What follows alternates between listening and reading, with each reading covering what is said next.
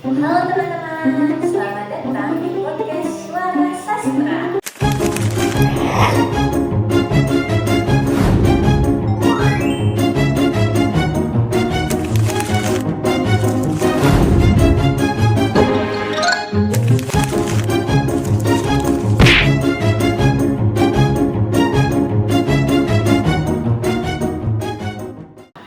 Nah, teman-teman tahu nggak di podcast ini kita mau membahas apa? Penasaran? Nah, jadi nanti di podcast ini kita akan membahas macam-macam sastra, terutama sastra anak. Nanti kita itu ya mereview sastra.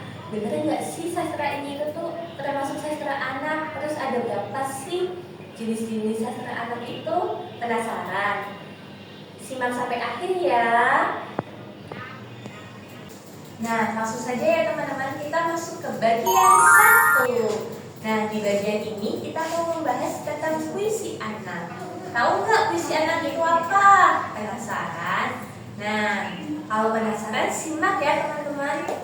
Nah, di sini tentunya saya nggak sendiri dong. Saya bersama dengan narasumber yang sangat-sangat kece. Di sini ada Mbak Tia dan Mbak Nisa.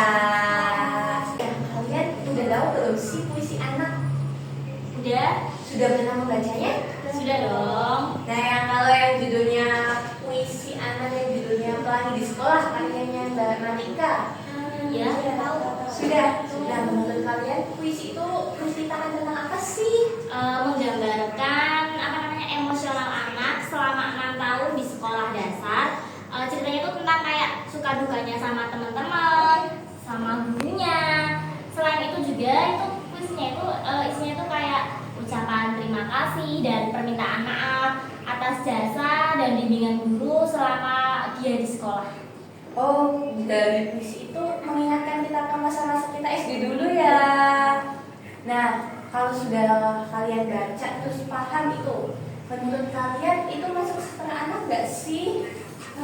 Itu termasuk sastra anak nggak sih? Karena ada beberapa kalimat yang mudah banget dipahami oleh anak-anak, kayak contoh itu terima kasih guru.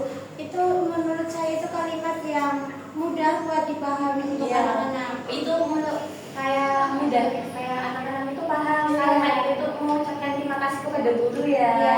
Terus ada juga emosionalnya. Emosional itu ada pada kalimat yang tangis dan tawa. Oh iya, pasti anak-anak kayak aku mau pas SD itu ada tawanya, ada nangisnya, apalagi yang kelas 1 ya pas SD ya nangis. Kalian nangis enggak dulu? Kayaknya iya deh.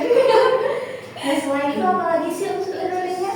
Ada pengalaman yang relevan sama hidup kita, kayak anak SD, SMP, SMA ini kan lagi masa-masanya lulusan ya. Iya. Nah itu kan menceritakan kelulusan mereka, terus tentang suka duka mereka selama di sekolah gitu. Iya. Terus yang ketiga itu tentang pendidikan dan moral, itu ada ya, pasti pada beberapa kalimat itu ada. Nah, yang pendidikan dan moral itu menurut kalian moralnya apa sih yang didapat dari puisi itu? Ucapan terima kasih ya kepada guru. Kan itu kan kayak moralnya kita sebagai murid ya harus mengucapkan terima kasih atas jasa-jasa guru yang udah baik banget kepada kita, udah memberikan ilmu, memberikan contoh yang baik buat kita sehingga kita jadi seperti ini ya. Oh iya. Berarti puisi anak yang berjudul Pelangi di Sekolah itu termasuk puisi anak karena memenuhi unsur-unsur sastra gitu. Baik, gitu teman-teman. Bisa dipahami enggak?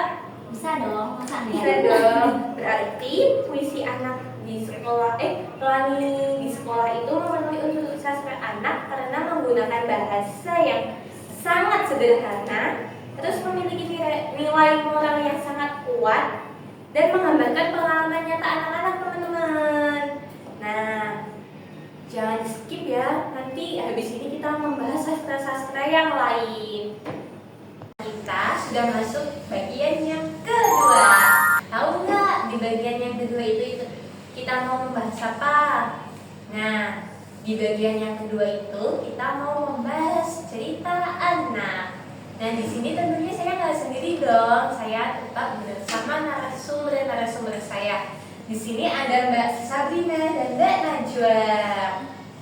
Halo Mbak.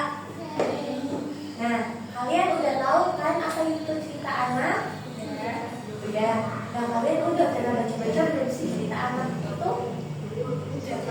Sudah. Nah, kalian sudah pernah baca yang ceritanya si Lucky dari 7 negeri? Sudah. Nah, menurut kalian itu menceritakan apa sih? Menceritakan tentang perjalanan Lucky yang mewakili sekolahnya untuk mengikuti Jambore Nasional di Jakarta. Iya nggak Oh, sih? iya kalau nggak salah. Nah, Jambore itu kalau nggak salah itu diadain 5 tahun sekali ya. Nah, menurut kalian itu masuk ke kesastraan nggak sih? Masuk. Kok bisa? Karena di dalamnya itu mengandung tokoh, bahasa yang sederhana, nilai moral, dan alur. Oh, berarti mengandung unsur-unsur sastra ya. Nah, yang tadi ada tokoh-tokohnya itu gimana menurut kalian? Nah, di situ kan tokohnya anak kelas 6 SD ya. Jadi kelas 6 itu sekitar umur 11 sampai 14 tahun itu termasuk anak-anak. Oh iya, 11 sampai 12 tahun kan berarti masih usia anak-anak ya teman-teman. Nah, lalu tadi ada bahasa yang sederhana. Menurut kalian gimana itu bahasanya? Bahasa yang digunakan itu ya bahasanya mudah dipahami oleh anak-anak sehingga mudah memahami alur ceritanya itu. Berarti pertama kali anak-anak membaca itu langsung paham alurnya gitu.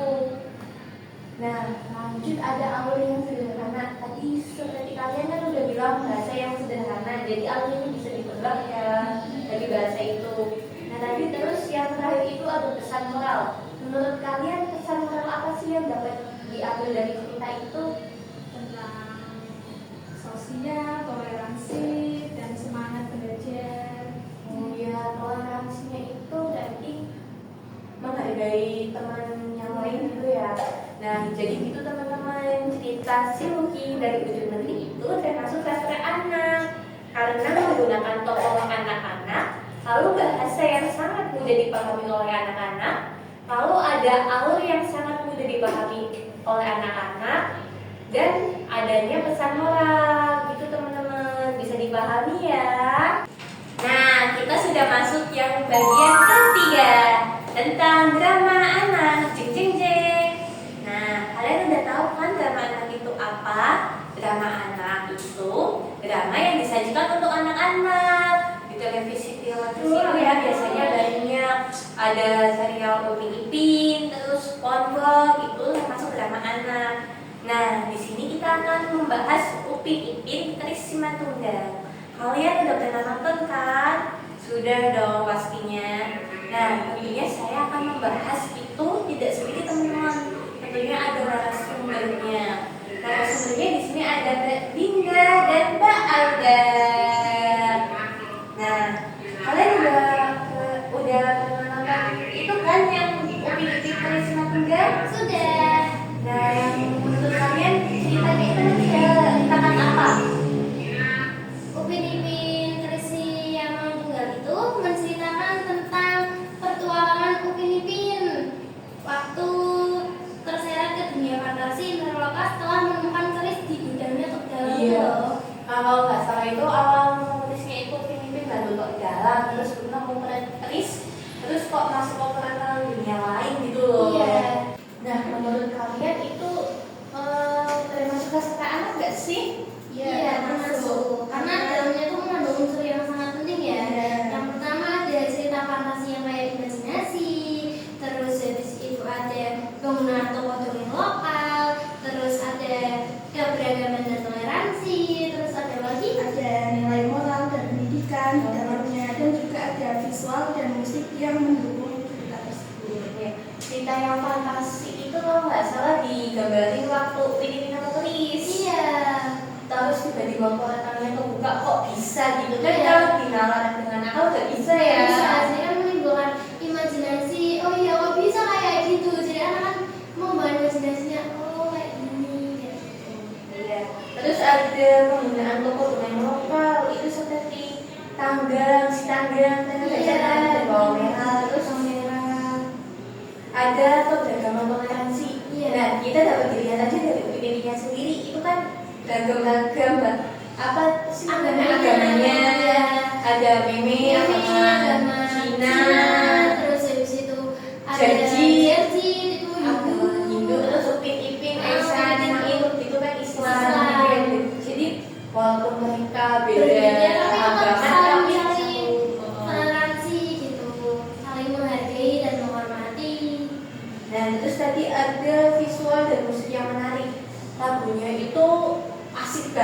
memang Iya. saya udah pernah dengar.